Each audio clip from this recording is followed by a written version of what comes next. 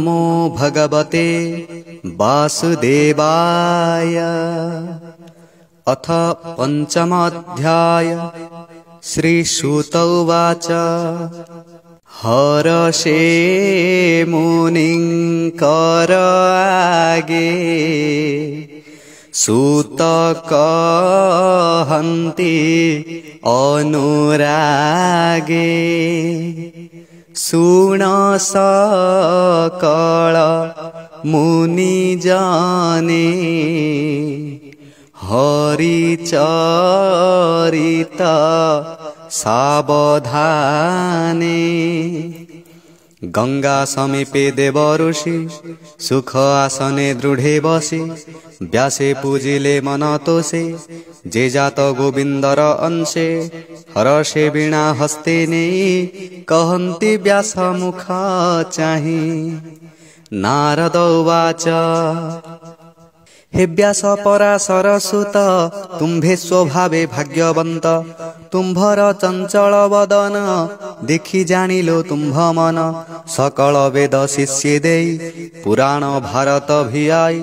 संसार इष्ट धर्म जेते सर्व संपूर्ण तुम्भ चित्ते वेद विचारी ब्रह्म चिंती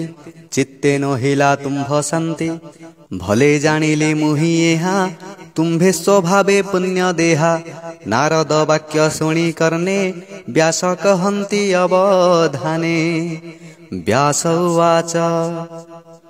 तुम्भे कहिल मुनि जेते मोर अभ्यास बहुमते वेद पुराणे अर्थ जेते सर्वमो संपादिले चित्ते तथापि आत्मा तो सोन हे मन न रहे स्थिर देहे तुम्भे जे ब्रह्मार नंदन तेणु जानिल मोर मन एमंत स्थिर करिबारे गोविंद बिना के बातरे सकल शास्त्र तहु सार जार महिमा अगोचर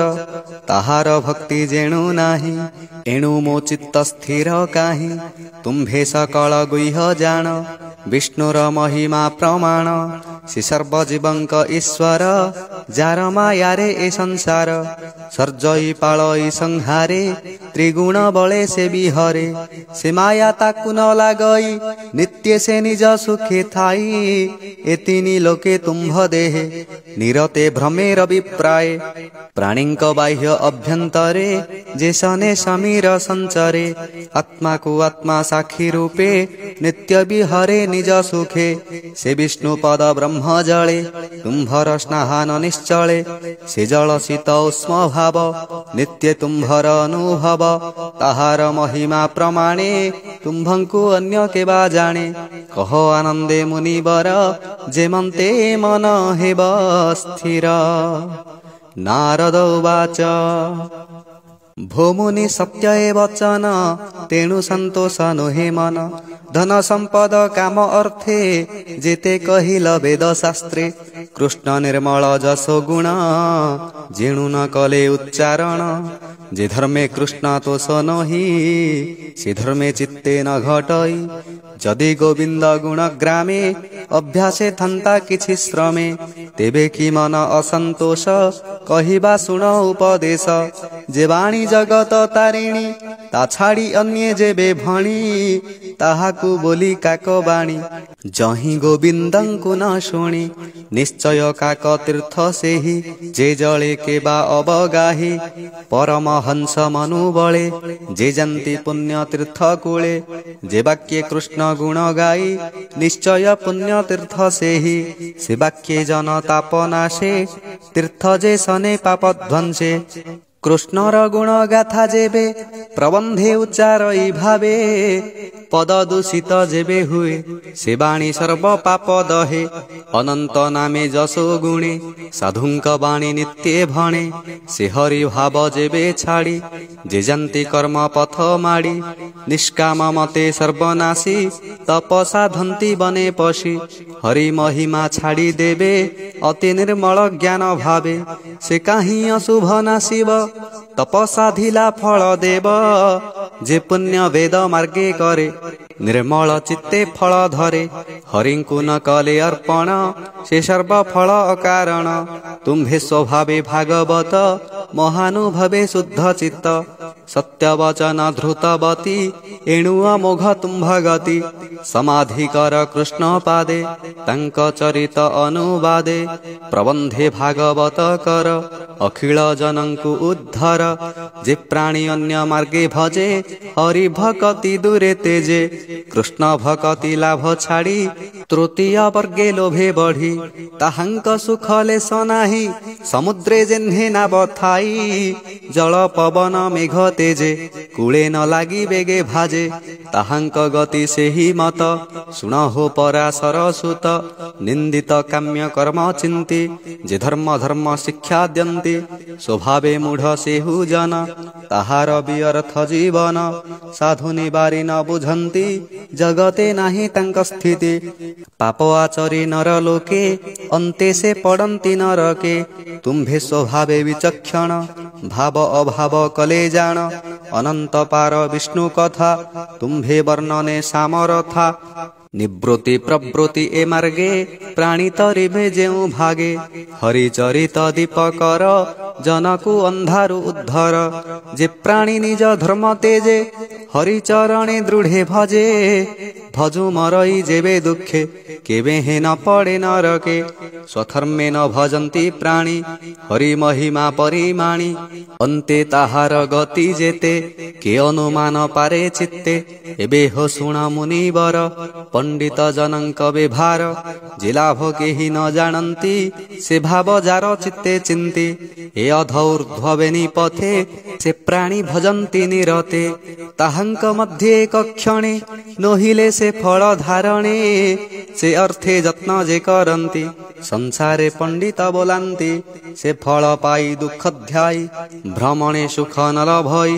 ଭ୍ରମନ୍ତେ ଅବା ଯେବେ ପାଇ ପୁଣି ଭ୍ରମଇ ତାହା ଖାଇ କାଳର ବଳେ ପୁଣ ପୁଣ ଏ ଭବ ମଧ୍ୟରେ ତା ଭ୍ରମଣ ଏଣୁ ମୁକୁନ୍ଦ ପାଦ ଗତେ ଯେ ପ୍ରାଣୀ ଭଜନ୍ତି ନିରତେ ମୁକୁନ୍ଦ ପଥେ ତାଙ୍କ ଗତି ଅନ୍ୟର ପଥେ ନ ଭଜନ୍ତି କୃଷ୍ଣର ପାଦ ପଦ୍ମରସ ନିରତେ ଯେ କରନ୍ତି ଗ୍ରାସ ସେ ରସ ଛାଡ଼ିବେ ସେ କେହ୍ନେ ରସେ ରସିକ ଜନ ଯେହ୍ନେ ଈଶ୍ୱର ହେତୁ ଏ ସଂସାର ସଂସାର ଈଶ୍ୱର ବାହାର ଯେଣୁ ଉତ୍ପତ୍ତି ସ୍ଥିତି ନାଶ ଈଶ୍ୱର ହୁଅ ପ୍ରକାଶ ଈଶ୍ୱର ଜୀବ ଏ ସଂସାର ଏ ସର୍ବ ଏକ ଇ ପ୍ରକାର ଏ ସର୍ବ ବ୍ରହ୍ମ ଭାଗେ ଜାଣି ବେଦରେ ଅଛି ପରମାଣି ତୁମ୍ଭେ ସର୍ବଜ୍ଞ ମୁନିବର କହ କୃଷ୍ଣର ଅବତାର ତୁମ୍ଭେ ଯେ ଆତ୍ମା ରାମେ ରମି ଅନ୍ତର ଦୃଷ୍ଟି ଅନ୍ତର୍ଯାମୀ ପରମ ପୁରୁଷର କଳା ସୁମରି ଗୋବିନ୍ଦର ଲୀଳା ସଂସାର ନିସ୍ତାରଣ ଅର୍ଥେ ଶ୍ରୀ ଭାଗବତ କର ଗ୍ରନ୍ଥେ ସ୍ୱଭାବେ ଯାର ଜନ୍ମ ନାହିଁ ମାୟା ଶୟଳେ ଦେହ ବହି ତାର ଚରିତ କର ଚିତ୍ତେ ପ୍ରକାଶ କର ଜନହିତେ ଏସେ ପୁରୁଷଙ୍କର ସାର ଯଜ୍ଞ ତପସ୍ୟା ନିର୍ବିକାର ଇଷ୍ଟ ପୂଜନ ଜପଦାନ ଯେବେ ଭାବଇ କୃଷ୍ଣ ନାମ ପୂର୍ବେ ନିର୍ମଳ ମୁନି ଜନେ ତପ ଆଚରି ଘୋର ବନେ ସଂସାର ସାର କୃଷ୍ଣ କଥା ନିରତେ ଗାଇ ଗୁଣ ଗାଥା ଏ ଭାବ ପାଇଲି ଯେ ମନ୍ତେ କହିଲି ତୁମ୍ଭର ଅଗ୍ରତେ ପୂର୍ବରେ ଦକ୍ଷ ସାପ ପାଇ ଜନ୍ମିଲି ଦାସୀ ପୁତ୍ର ହୋଇ ବ୍ରାହ୍ମଣ ଘରେ ଏକାଏକି ମୋହର ଜନନୀ ସେବକୀ କାର୍ଯ୍ୟ କରଇ ରାତ୍ର ଦିନେ ଏମନ୍ତ ବିଧିର ବିଧାନେ ସେ ବିପ୍ର ଘରେ ବର୍ଷା କାଳେ ଅତିଥି ବ୍ରାହ୍ମଣ ମିଳିଲେ ତାହାଙ୍କୁ ଅନ୍ନ ଜଳ ଦେଇ ବ୍ରାହ୍ମଣ କହେ ଭାବ ବହି ହେ ବିପ୍ର ଶୁଣ ମୋ ବଚନ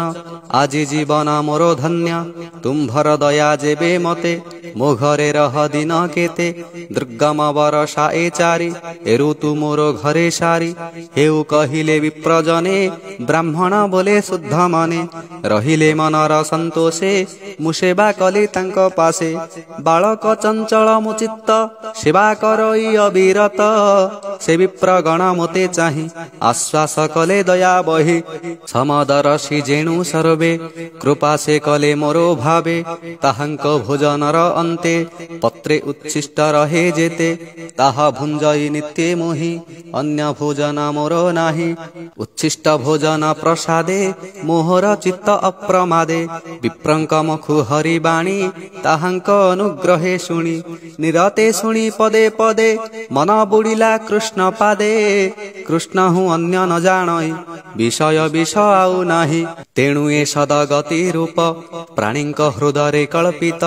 ମୁହିଁ ଦେଖଇ ବାହ୍ୟ ଅନ୍ତେ ହରି ହୁଁ ଅନ୍ୟ କେ ଜଗତେ। ଏମନ୍ତେ ବରଷା ସରିଲା ଶରତ ଋତୁ ପ୍ରକାଶିଲା ବିପ୍ରଙ୍କ ସଙ୍ଗେ ହରିବାଣୀ ନିରତେ ତାଙ୍କ ମୁଖୁ ଶୁଣି ସାତ୍ବିକ ଭକ୍ତି ମୋର ମନେ ପ୍ରକାଶ ହେଲା ଅନୁକ୍ଷଣେ। ମୋହର ସେବା ଦିନ ଦିନ ଦେଖି ସନ୍ତୋଷ ବିପ୍ରଜନ ଯିବାର ବେଳେ ମୋତେ ରାୟ କୃଷ୍ଣ ମହିମା ଶିକ୍ଷା ଦେ ଯେ ଗୁହ୍ୟ ଗୁହ୍ୟତମ ଜ୍ଞାନ କ୍ଷଣେ ଉଦିତ ଭଗବାନ ଏ ସର୍ବ କହି ମୋର କର୍ଣ୍ଣେ ଦିନ ବତ୍ସଳ ମୁନି ଜନେ ବିଷ୍ଣୁର ମାୟା ଅନୁଭବ ଯେଣେ ଜାଣିଲି ମୁହିଁ ସର୍ବ ଯେ ଭାବେ ଭାବି ଅପ୍ରମାଦେ ପ୍ରାଣୀ ପଶନ୍ତି କୃଷ୍ଣ ପାଦେ। ଆତ୍ମାର ଗତି ପ୍ରକାଶଇ ତାପତ୍ରୟ ଯେ କ୍ଷୟ ଯାଏ